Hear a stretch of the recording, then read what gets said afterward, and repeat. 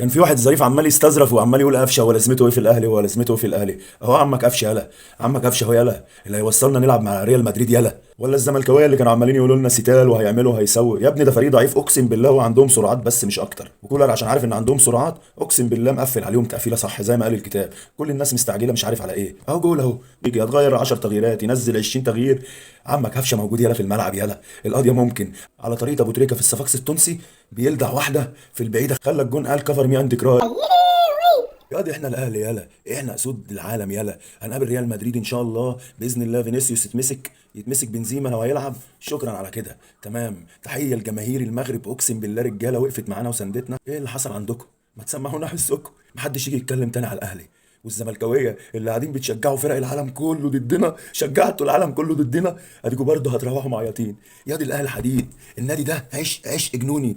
عشق جنوني كده. انتوا مش هتعرفوا توصلوا للمستوى ده ولا المكان ده. 20 سنه بتقول السته يا زمالك السته يا زمالك، مش عارف تاخد افريقيا وبتطلع حصاله. وكنت عايز تروح تشارك في كاس العالم بحجه انك واخد كاس ودوري. طب ازاي يا فاهمين كوره؟ ازاي يا ناس يا اللي بتفهم كوره؟ اتفرج يلا على عمك قفشه يلا. جون بيشبه الجون بتاع ابو تريكه في صفاقسي التونسي، وبرده كان في الدقائق الاخيره.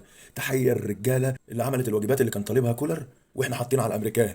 قفشه حط على الامريكان. قفشه ادى اليو اس ايه واحده ستيتس، اداهم واحده في وش المقص، ادى الواد لوح وشه.